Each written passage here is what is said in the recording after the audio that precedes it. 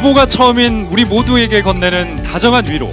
KBS 부산 저출생 위기 대응 특집 우리 함께 걷는 후아육. 네, 진행을 맡은 아나운서 차재원입니다. 안녕하세요, 아나운서 정재입니다. 네, 반갑습니다. 정재희 아나운서, 저희가 후아육 그 좋은 세트를 놔두고 여기 왜 나와 있는 거예요, 저희가? 오늘 저희가 부모가 처음인 전국의 모든 엄마 아빠의 마음을 다독여주러 왔습니다. 네, 어떻게 다독여 주실 건가요? 고민을 좀 많이 했는데요. 네네네. 오늘 하루도 고생하셨습니다. 이렇게 토닥토닥 하는 게 좀 위로가 되지 않을까요? 그것만 있으면 좀 아쉽죠. 저희 KBS 부산 정말 이 위로 전문 아니겠습니까? 맞습니다. 육아로 지친 우리 부모님들에게 정말 따뜻한 위로 그리고 좋은 육아 정보들 생생히 전해드리겠습니다. 오늘 이 시간 엄마 아빠를 위한 육아 전문가의 강연부터요, 육아 고민은 물론 부모 상담까지 힐링 콘서트로 준비를 했죠. 그렇습니다. 오늘 이 시간을 통해서 여러분들 지친 육아의 마음 달래시고 또 앞으로 육아하는 데 있어서 많은 용기 얻어가시길 저희 진심으로 응원하겠습니다. 네, 그리고 오늘 이 자리가 KBS 부산에서 야심차게 기획하고 또 인기리에 방송 중인 신개념 육아 프로그램 아이는 누가 키울래 후아육에서 시작된 만큼 후아육 얘기가 빠질 수 없겠죠. 그래서 후아육으로 여러분들이 신청을 해주시면요, 저희가 엄선한 전문가 한 분과 그리고 저희가 봄이라고 부르는 돌봄이가 함께 나가서 여러분들의 아이를 대신 키워드리겠습니다. 여러분들에게 정말 달콤한 휴식의 시간을 드리는 후아육도 많이 좀 시청해 주시기 바랍니다. 근데 또 지금 보니까 저희 후아육에 출연해 주셨던 부모님들이 많이 보이세요. 너무 반가운데 카메라에 인사 한번 해주세요. 네네네. 반갑습니다. 네, 저기도 계시고. 그새 또 배가 불어서 오신 분들도 계시고, 좋습니다.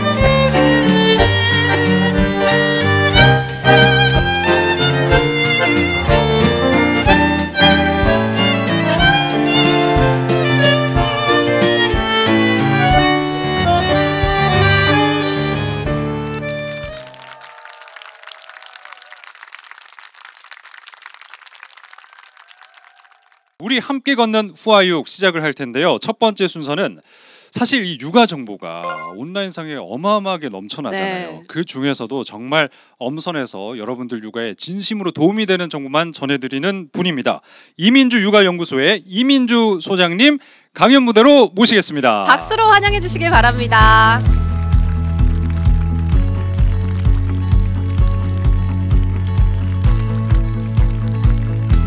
만지고 탐색하고 놀이할 수 있도록 하면 훨씬 이제 다툼이 줄어들 수는 있어요. 성공의 기준보다는 조금 이렇게 경험을 중시하는 과정으로 봐주시면 어떨까. 네, 안녕하세요. 부모교육 전문가 이민주입니다. 반갑습니다. 반갑습니다. 네.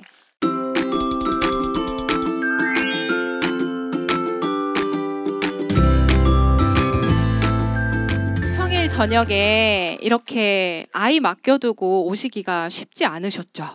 이런 날 없죠? 저도 이런 날이 없어서 너무 행복하거든요. 그래서 오늘 이 시간 힐링하시고 또 유익한 육아 정보도 많이 얻어가시면서 아주 유익한 시간 되셨으면 좋겠습니다. 제가 상담 요청을 많이 받는데 그 중에 정말 제일 많이 듣는 소리 뭘까요? 선생님, 좋은 부모가 되고 싶은데 어떻게 해야 될까요? 이 얘기를 정말 많이 들어요.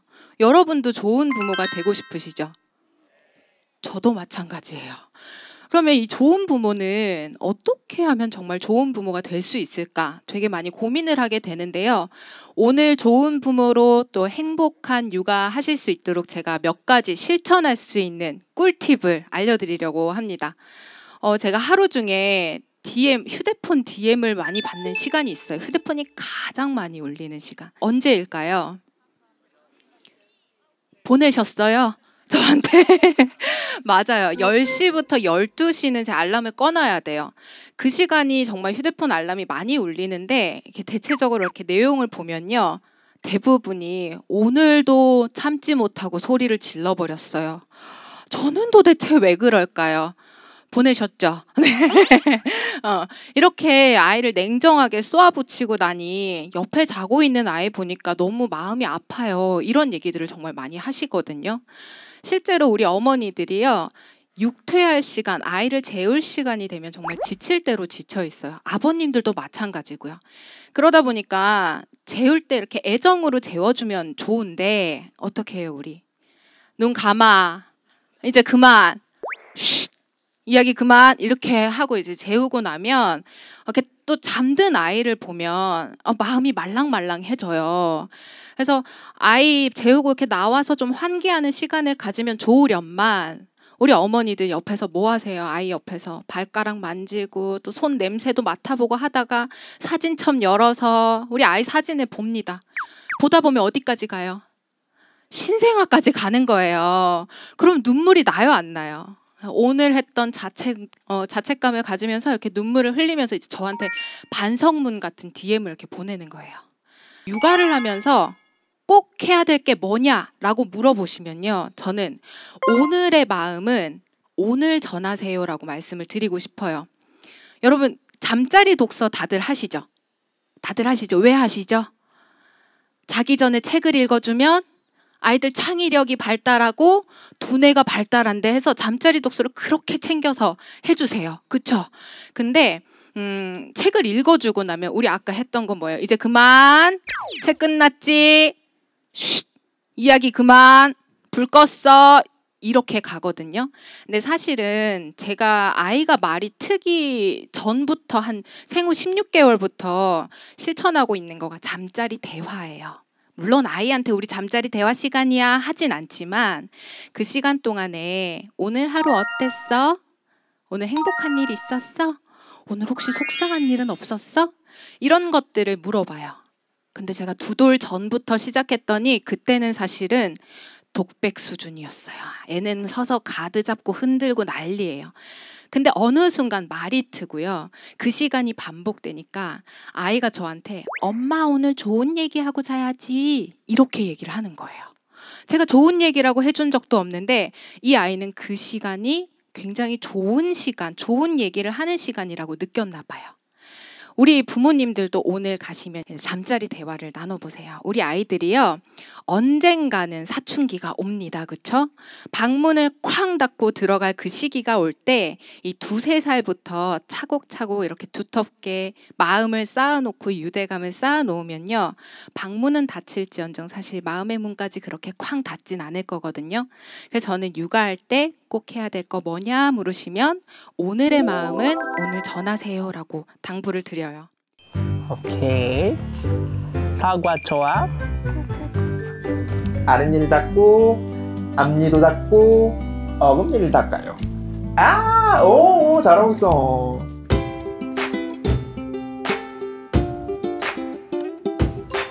그 다음에 또 뭘 해야 되냐라고 물으시면요. 양적인 육아가 아니라 좀 질적인 육아를 하면 좋겠다라고 항상 말씀을 드려요. 공감하시는 것 같아요. 아이를 하루 종일 보면요. 되게 안정애착 형성이 된다고 오해하시는 분들이 계세요. 나는 아이 옆에 딱 붙어서 24개월까지, 36개월까지 어린이집도 안 보내고 내가 육아를 했기 때문에 엄마와 안정적인 애착 형성이 됐을 거예요. 맞을까요? 아닐 거예요. 그렇죠? 반대로 워킹맘은요, 아이와 보내는 시간이, 워킹 데디도 마찬가지고 아이와 보내는 시간이 정말 적어요. 매일 출근하고 매일 퇴근하고 아이랑 시간을 보내다 보면 정말 부족하거든요. 그런 분들은요, 이런 말씀도 많이 하세요. 아이와 보내는 시간이 부족해서 애착 형성도 걱정이고요. 아, 정말 육아를 잘 하고 있나 자책할 때가 많아요. 이렇게 말씀을 하시거든요. 근데 사실은 물리적인 거리로 이 아이 옆에 있다고 해서 안정적인 애착 형성이 되는 건 절대로 아니에요. 저도 워킹맘이지만 요거를 실천하면 짧은 시간 질적으로 투자하더라도 아이와의 관계 좋아질 수 있고 또 유능한 육아를 할 수 있다. 꿀팁을 좀 드리자면 저는 자기 전에요. 다음 날 실천할 정말 사소한 목표 딱 한 가지를 정해놓고 자요. 대단한 뭔가를 해주려고 하면 사실 어렵거든요. 근데 어떤 목표냐? 예시를 들어드리면 저희 아이가요. 저를 닮아 반신욕을 좋아해요. 그래서 아이가 하원하고 오면 어차피 목욕을 시켜야 되고 저도 씻어야 되잖아요. 매일은 아니지만 뭐 한 달에 한두 번 정도는 아이와 요구르트를 딱 준비를 해서 30분만 반신욕 함께하기, 또는 저희 아이가 역할놀이를 되게 좋아하거든요. 역할놀이 30분 집중하기. 정말 별거 아니에요. 놀이터 30분 데려가기. 이런 목표들을 한 가지씩만 설정을 해놓고 다음날 그 목표를 실천하는 거예요. 대단히 뭔가를 하지 않았고 많은 시간을 투자하지 않았지만 사실은 엄마도 성취감을 느끼고요. 이게 하루하루 쌓이면 아이도 엄마와 질적인 시간을 보냈기 때문에 애착 형성은 물론이고 발달에도 도움이 되고요. 그리고 관계도 굉장히 좋아진다는 거예요. 그래서 여러분도 오늘부터 이 사소한 목표를 실천해보는 그런 시간을 좀 가졌으면 좋겠습니다.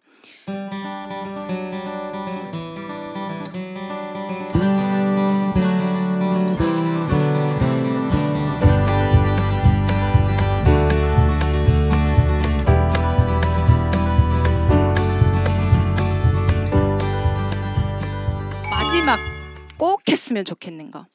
나의 시간을 확보하세요.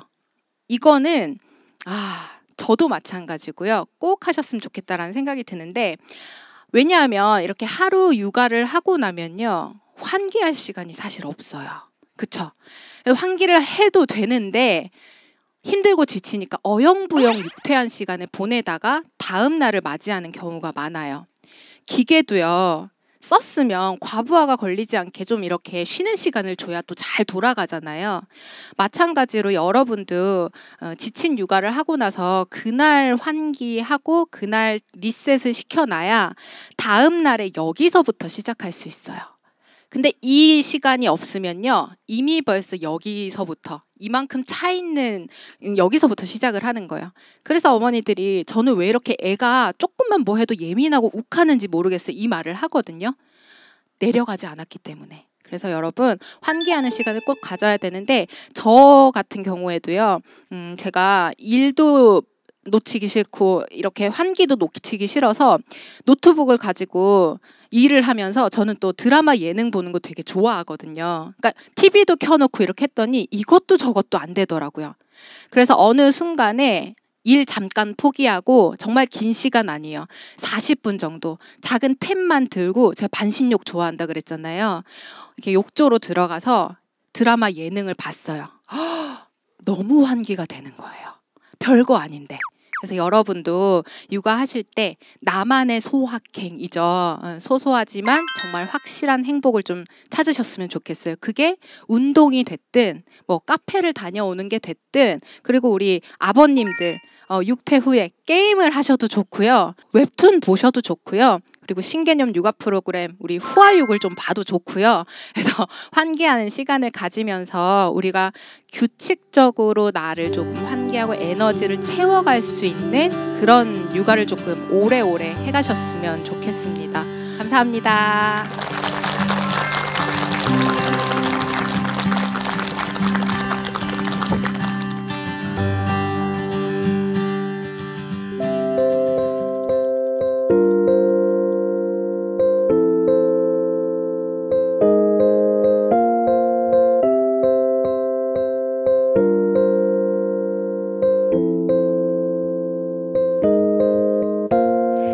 지겨운가요? 힘든가요? 숨이 턱까지 찼나요? 할 수 없죠. 어차피 시작해버린 것을 쏟아지는 햇살 속에 입이 바싹 말라와도 할 수 없죠.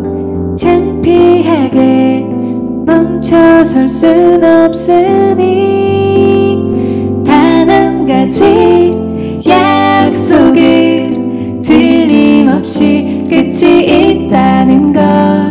끝난 뒤에 지겨울 만큼 오랫동안 쉴 수 있다는 것.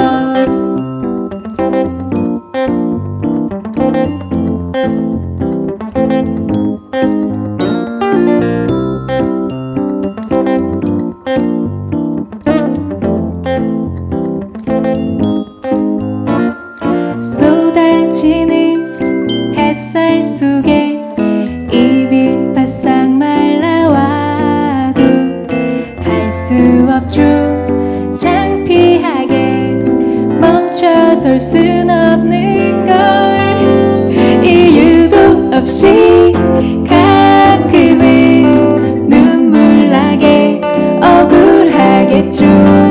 1등 아닌 보통들에게 각수조차 남의 일인 걸.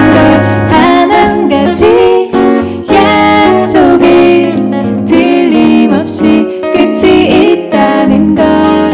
끝난 뒤에 지겨울 만큼 오랫동안 쉴 수 있다는 걸.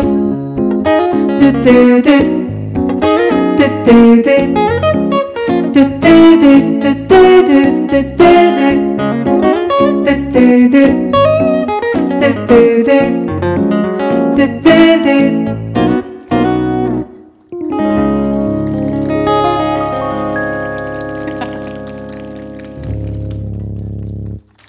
감사합니다.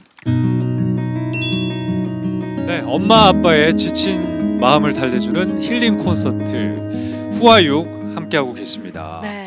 미리 저희가 여러분들의 상담 내용을 좀 받아놓은 게 있습니다. 네. 그래서 그걸 이제 함께 상담을 들어볼 텐데 어떤 식으로 좀 진행하면 좋을지 좀 기대가 됩니다. 네, 바로 후아육 힐링 상담소라고 하죠. 네. 오늘 그 문제를 해결해줄 해결사 분들 모셨는데요. 앞서 강연해주셨던 이민주 소장님 모셨고요. 네, 부모의 성장통을 치유해줄 전문가 한 분이 더 계시죠. 본인이 직접 소개 부탁드립니다. 안녕하세요. 저는 그 10살 아들과 7살 아들 두 아들을 케어하고 사람들의 마음도 케어하는 정신건강의학과 전문의 윤동욱이라고 합니다. 반갑습니다. 네, 반갑습니다. 와, 10살, 7살 형제면 육아 난이도가 장난 아닐 것 같은데 네. 어떻게 하시고 오늘 이 저녁 시간에 시간을 내셨네요? 네, 쉽지 않은데요. 사실 오늘 공식적으로 제가 허가를 받고 나왔기 때문에 공식적으로 네, 여기 도몬에 사실 아이들 데리고 올 때도 되게 좋은 장소인데 네. 사실 오늘은 조금 더 좋은 것 같습니다. 그래서 저도 솔직하신 힐링하고 모습. 네, 여러분들의 힐링도 최대한 도와드리도록 하겠습니다. 자, 육아 스트레스에 관한 심리 전문가 계시고요. 그리고 실전 전문가 두 분이 이제 한 자리에 계시니까 정말 마음이 든든한데 그러면 우리 엄마 아빠는 과연 어떤 고민을 안고 사는지 한번 저희가 사연을 통해서 알아보도록 하겠습니다.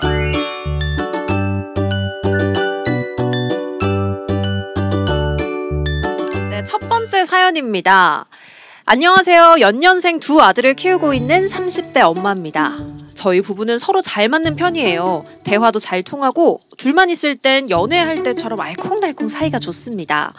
그런데 이상하게도 육아 앞에서는 자주 엇갈리고 부딪히게 돼요. 육아할 때 저는 현실적이고 단호한 T형, 남편은 공감과 분위기를 중시하는 F형이거든요. 자기야, 애들 유튜브 그만 보여주라고 했잖아. 약속한 시간 다 지났는데 계속 보여주면 어떡해? 아이, 괜찮아. 오늘 애도 밥도 스스로 먹고 시금치 반찬도 잘 먹어서 내가 상으로 보여준 거야. 너무 그렇게 칼같이 하면 애들 힘들어. 아이, 그래도 지킬 건 지켜야지. 저는 애들이 어릴 때부터 일관된 규칙을 지켜야 한다고 생각하는데 이런 상황이 생기면 저만 예민한 사람이 되는 것 같아서 마음이 참 답답합니다. 서로 육아관이 다르다 보니 아이를 함께 돌보는 주말이 되면 남편이랑 다툴 일이 많이 생기는데요. 남편과 상처받는 말을 주고받는 것도 서로의 마음의 거리가 멀어지는 것도 너무 스트레스예요. 저희 언제까지 싸워야 되는 걸까요? 라고 사연을 보내주셨습니다. 네. 근데 이게 뭐 특정 한 부부의 사연이지만 네. 아마 많은 분들이 공감을 하실 겁니다. 저도 애 키우면서 저는 약간 F형의 저도 남편이고 아빠였기 때문에 참 아이에게 감정이입을 많이 하는 편이었는데 네. 또 제 아내는 굉장히 대문자 T예요. 그래서 좀 팩트 위주로 엄하게 이렇게 얘기를 했는데 이 사연의 주인공 어디 계신가요? 한번 만나보도록 하겠습니다. 아, 네. 지금 손 드셨는데요. 네. 두 분 반갑습니다. 아마 많은 분들이 기억하시죠? 네 보셨을 것 같은데 맞아요. 저희 네. 우엘이 우빈이 부모님이시잖아요. 제가 네. 또 일화 돌보미로 나갔던 집이거든요. 많이 부족했을 텐데 괜찮으신지 모르겠어요. 괜찮았죠? 네. 괜찮았나요? 네. 근데 그 네. 당시 촬영장에서 볼 때만 네. 해도 굉장히 닭살 부으셨잖아요. 그런데도 이런 갈등이 좀 있나 봐요. 네. 저희가 연애 때만 해도 되게 잘 맞고 다들 느낌 아시죠? 네, 결혼을 하니까 육아부터 뭐 차이가 너무 많이 느껴지더라고요. 저는 좀 오냐 키우는 거를 조금 지향하는 편이에요. 네. 그래서 되게 기준을 세워놓고 이거는 엄하게. 된다. 되는 부분은 되게 자유롭게 키우고 네. 또 안 되는 부분은 안 된다고 철저하게 가르치고 싶거든요. 그런데 남편이랑 저는 조금 많이 다른 것 같아요. 아빠 얘기도 들어봐야죠. 네. 저는 일단 약간 친구처럼 지내는 아빠가 되고 싶거든요. 그래서 저는 약간 외동이긴 하지만 저희 아버지랑 제가 태어나서부터 30살이 결혼하기 직전까지 아버지랑 운동하고 아버지랑 이제 영화를 보고 아버지랑 옷을 사러 다니고 이런 분위기가 너무 좋았어요. 그래서 연애 상담도 전 아버지한테 했거든요. 아버지가 저를 부드럽게 품어줬던 부분이 많았던 것 같아요. 그래서 제가 좀 와이프는 억압이 아니라 규칙 내에서 이야기를 하는데 제가 보기에는 그것도 억압이지 않을까? 그래서 좀 더 풀어주다 보니까 제가 봐도 이제 좀 그 어느 정도 규칙이 아니라 선을 넘어서서 좀 많이 풀어주는 것 같긴 합니다. 근데 저는 아내분의 말씀에 공감이 되는 게 연애할 때는 그렇게 내가 세상 최고다 했던 남편이 갑자기 육아할 때는 막 뭐라고 하면 저 너무 슬플 것 같아요. 이건 뭐 사랑이 식은 거 아니에요, 원장님? 근데 지금 이건 사랑이 식은 거예요. 저 두 부부를 보면 사실 사랑이 식었다기보다는 네. 오히려 너무 사랑해서 이런 것들이 이제 갈등이 되는 것 같은데요. 이 부부간에 사실 뭐 이렇게 자라온 환경이나 가치관이나 양육 방식이 다르니까 초반에 어떤 갈등은 너무나 자연스럽고 어떻게 보면 필수적인 갈등인데요. 이런 것들이 이제 시간이 지나면서 어느 정도 절충이 되면서 이제 맞춰가는 경우들이 많은데 보통 지속적으로도 이런 대화나 이런 것들을 통해 가지고도 만약에 이게 조율이 안 된다라고 하면 보통 이런 스트레스로 병원을 방문하시면 각자 어려운 점들을 들어보고 어떤 성격적 특성이나 아니면은 양육 태도 방식들을 조금 어떤 기준에 의해서 좀 이제 평가를 해가지고 보는 방식들이 있어요. 근데 이게 그 평가를 한다는 게 이게 당신은 정답이고 당신은 오답이다 이게 아니라 어떤 각각의 영역에서 예를 들면은 뭐 어떤 뭐 간섭이나 아니면 통제적인 영역에서 너무 과도해 또는 어떤 사람들은 지지적 설명이나 합리적 설명이 너무 낮아 뭐 이런 어떤 영역에서 부족한 부분들을 알려주고 약간의 좀 개선점들을 보여주는 이런 검사들인데 실제로 이런 기준들을 맞춰가면서 이제 갈등들을 좀 해결할 수 있는 부분들이 있고요. 제일 중요한 거는 자녀의 맞춤형의 어떤 균형을 잡는 게 되게 중요하거든요.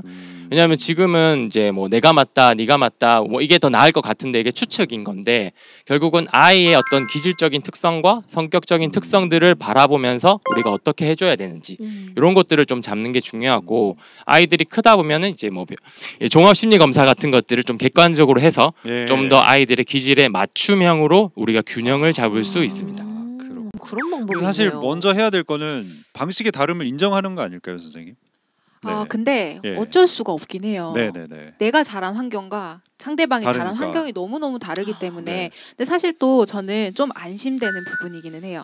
극단적으로 T 부모만 극단적으로 F 부모만 있으면 사실 아이가 밸런스가 네, 무너지잖아요. 네. 근데 부모가 나는 T 너는 F 사실 이렇게 표현을 하긴 하지만 어느 적정선에서 우리 집만의 레시피를 만든다면 요만큼 허용하고 이 정도는 우리 단호하게 훈육하자. 요 허용의 범위를 만드는 레시피를 만든다면 훨씬 도움이 될 것 같습니다. 네, 어떻게 사랑의 레시피 한번 만들어 보실 의향이 있으신지 도움이 되셨나요? 네. 두 분 원만하게 조율 잘해서 평소에도 꿀이 뚝뚝 떨어지시길 바라겠습니다. 네.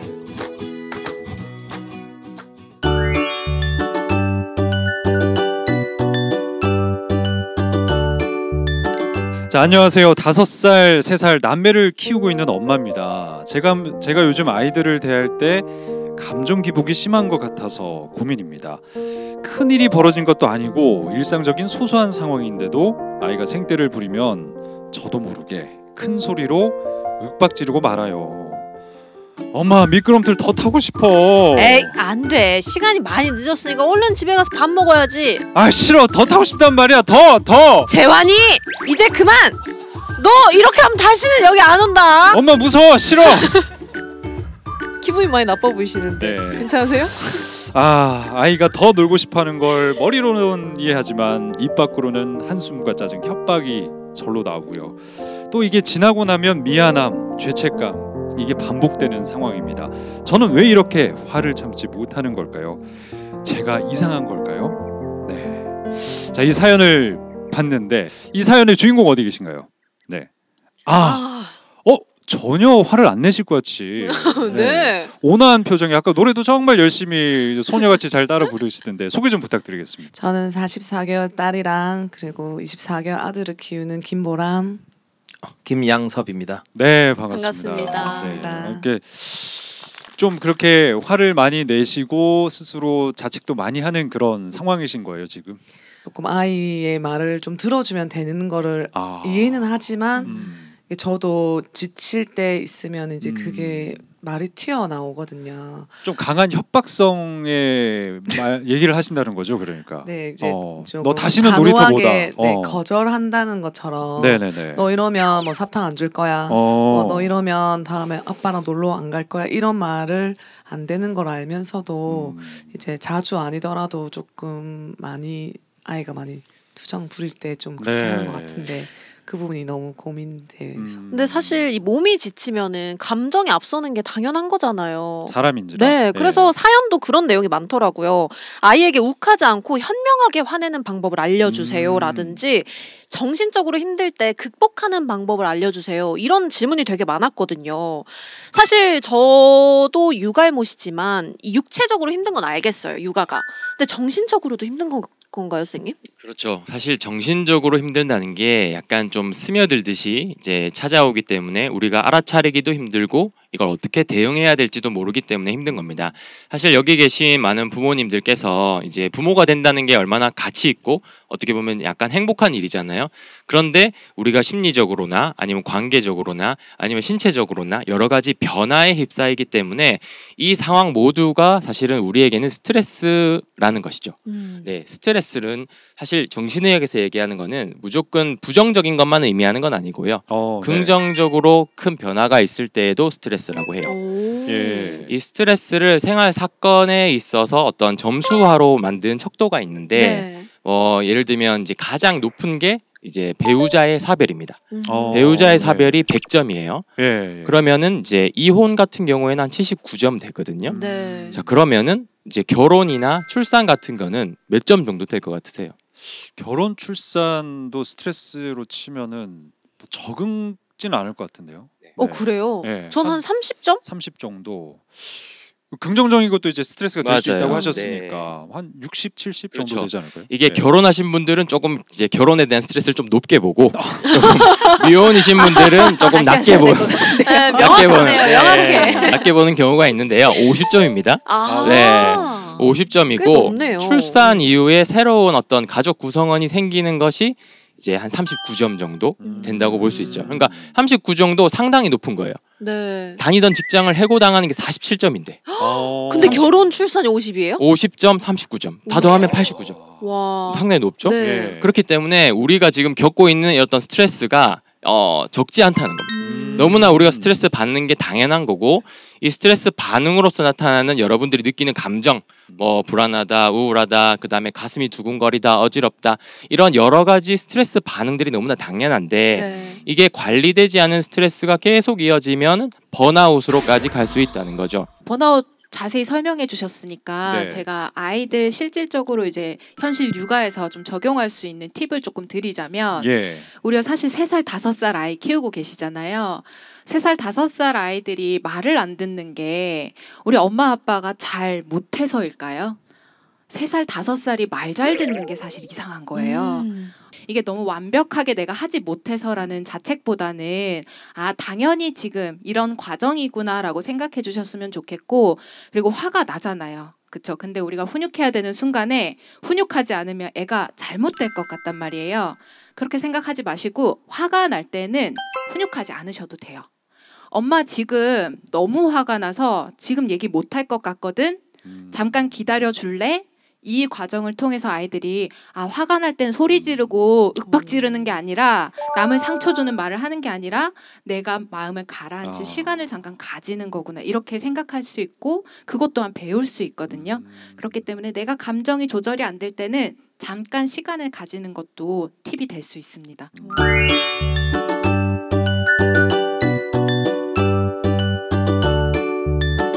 현실적인 꿀팁이 많네요. 맞습니다. 서로 이런 꿀팁도 공유하면서 또 이제 좋은 육아 정보도 얻는 게 저희 후아육의 목적 아닐까 싶습니다. 맞습니다. 자, 그럼 이제 마지막 사연 저희가 한번 소개를 해보겠습니다. 안녕하세요. 2 아들을 키우고 있는 워킹맘입니다. 저는 남편과 사내 커플로 결혼했는데요. 결혼한 해에 아이를 가져 출산을 했고 1년간 육아휴직을 한 후 다시 복직했습니다. 육아가 현실적으로 너무 어려워서 한 명만 잘 키우자고 합의하고 지내던 중에 선물처럼 둘째가 찾아왔습니다. 자기가 슈퍼먼도 아니고 일하면서 애 둘이나 키우기 힘들지 않겠어? 잠깐 쉬었다가 애 좀 키우고 나중에 다른 일 한번 찾아보는 건 어때? 자기랑 나랑 같은 회사인데 왜 내가 그만둬야 될까? 그리고 지금까지 내가 얼마나 힘들게 여기까지 왔는데 어떻게 그만둬? 그렇게 힘들게 직장 생활을 이어온 끝에 올해 초 저는 차장으로 승진을 했답니다. 정말 뿌듯했죠. 그런데 새로운 고민이 하나 생겼습니다. 셋째를 갖고 싶어졌거든요. 더 늦기 전에 빨리 낳아야지 하다가도 이러다 일과 육아 둘 다 놓치는 건 아닐까 걱정도 되고, 해도 답이 없는 고민에 요즘은 밤에 잠도 잘 안 옵니다. 아이 셋을 키우면서 일도 잘하고 싶은 제가 너무 욕심쟁이인 걸까요? 라고 사연을 보내주셨어요. 네, 너무 공감이 돼요. 사실 어떻게 보면 경력 단절을 고민을 안 할 수가 없잖아요. 그렇죠. 힘들게 또 승진을 하셨으니까. 그렇죠. 네, 이런 미래의 고민, 저 같은 고민을 하고 계시는 분 어디 계신가요? 차장님 어디 계시죠? 차장님? 차장님! 차장님이시구나. 네.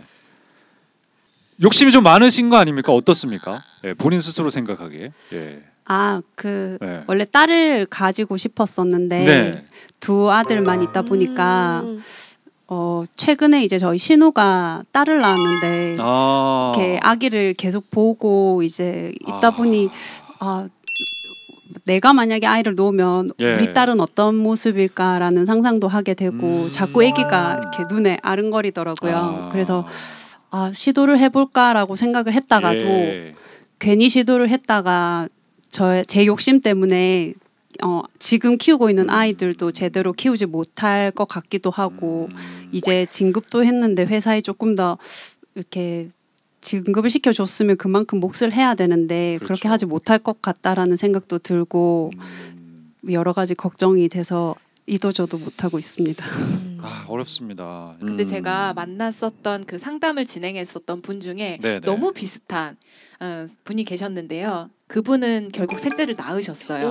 그 승진을 앞두고 차장 승진을 앞두고 낳으셨어요. 네. 근데 안타깝게도 아들 셋이기는 해요.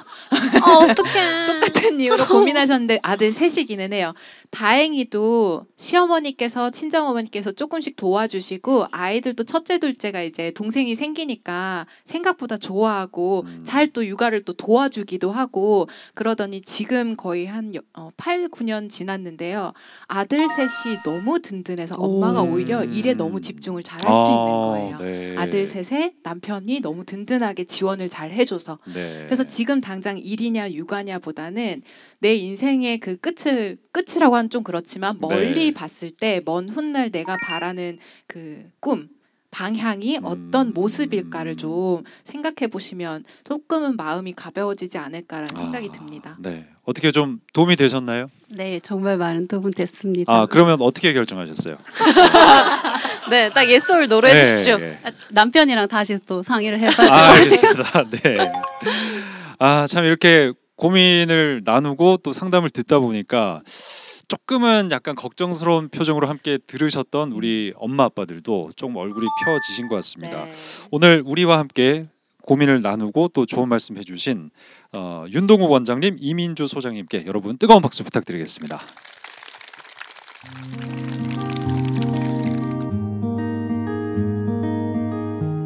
네, 우리 함께 걷는 후아육 이제 마칠 시간이 됐습니다. 확실히 고민을 나누다 보니까 이제 반이 됐고 또 많은 걱정들이 사라진 것 같습니다. 어떻게 많은 도움의 시간이 되셨는지 모르겠습니다. 어떠셨어요 오늘? 괜찮았어요?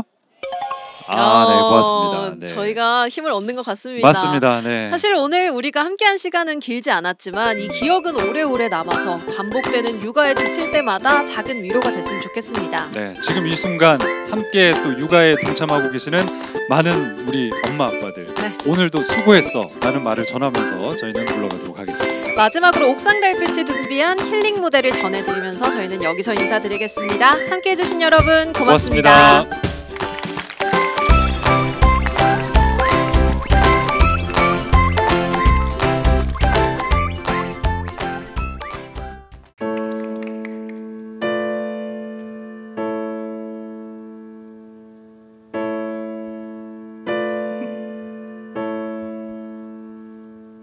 세상 사람들 모두 정답을 알긴 할까. 힘든 일은 왜 한 번에 일어날까. 나에게 실망한 하루 눈물이 보이기 싫어. 없이 밤하늘만 바라봐. 작게 열어둔 문틈 사이로 슬픔보다 더 큰 외로움이 다가와 더 날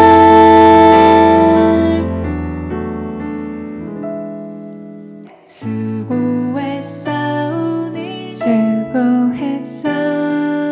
아무도 너의 슬픔에 관심 없대도 난 늘 응원해. 수고했어 오늘도.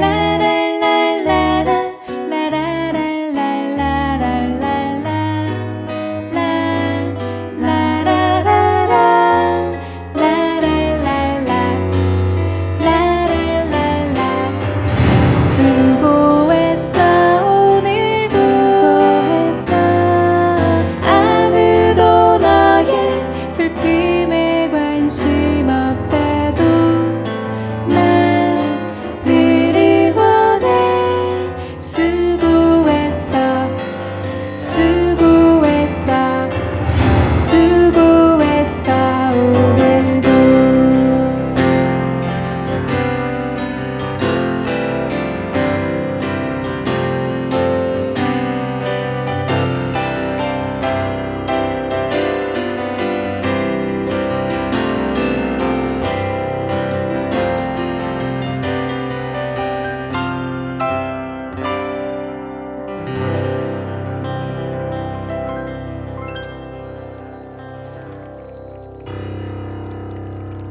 감사합니다. 고맙습니다. 아무래도 또 아이들의 이야기를 또 나누고 계셨잖아요. 육아에 관련된, 맞죠? 그래서 저희 노래 중에 아이들을 위한 노래가 조금 있기는 한데 그중에서 그대로도 아름다운 너에게라는 곡이 있어요. 세진이가 쓴 곡인데 저는 이 노래를 들으면 되게 마음이 많이 따뜻해지기도 하고 또 이런 가사대로 뭔가 아이들에게 얘기해주면 굉장히 좋지 않을까라는 생각이 들어서 이 노래를 선곡을 했는데 이 노래에 대해 소개를 조금 해주실까요? 그대로도 아름다운 너에게라는 곡은요.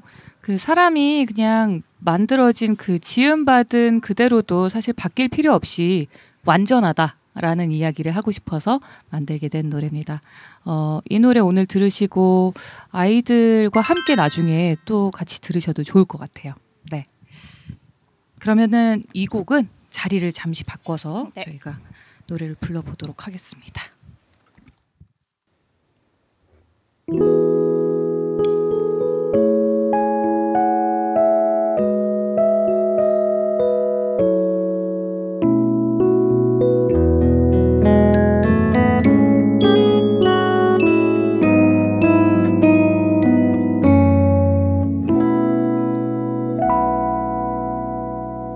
오늘따라 하늘이 참 예쁘다고 하는 너. 이름 모를 꽃을 보며 수줍게 사진을 찍던 너.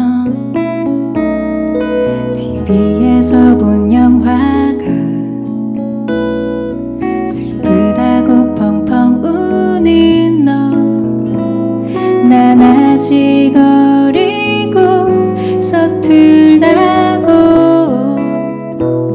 잘못된 거라 생각하지만 그대로도 정말 아름다운 걸. 널 바꾸려고도 아직은 널 정하지도만 그대로도 정말 기특해.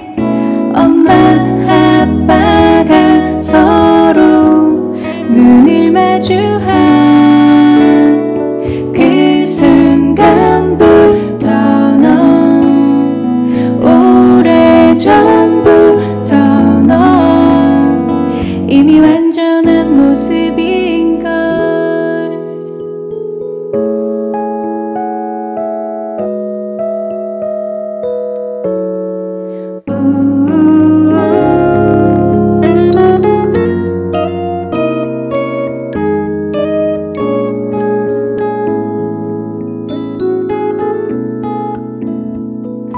네가 나쁘든 좋든 이유 없이 괜찮아지고 나와는 상관없이 세상은 널 괴롭힐 때도 있지. 잘못 들어온 길가에 꽃밭이 있을 수도 있고 흙탕물에서 연꽃이 피듯이 난 어디서든 빛이 나는 걸.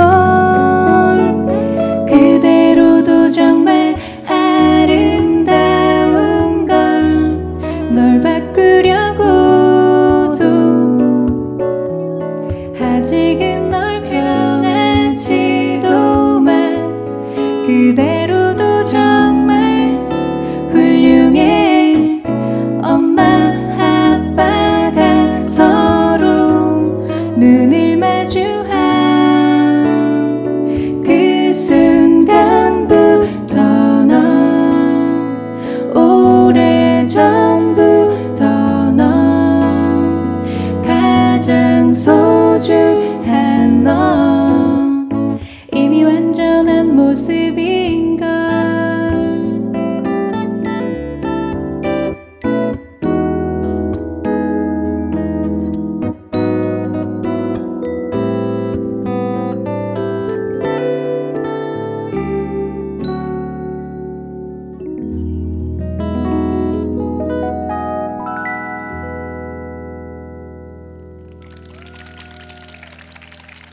감사합니다. 감사합니다. 많이 해주셔가지고 정말 즐거웠고 집에 있는 저희 아이들이 빨리 보고 싶어요. 저희와 비슷한 고민을 하고 있는 부부들이 많구나. 나만 그런 생각을 했던 게 아니구나라는 걸 많이 느끼면서 오히려 그런 부분에서 더 위로받고 힐링이 됐던 것 같아요. 후아육이라는 방송에 처음 출연하면서부터 되게 애정이 있었거든요. 근데 오늘 이렇게 또 한번 특집처럼 이렇게 와가지고 저희가 만나 뵀던 분들도 보고 그리고 출연자들도 보고 그리고 무엇보다 좋아했던 공연까지 들을 수 있어서 너무 좋았습니다.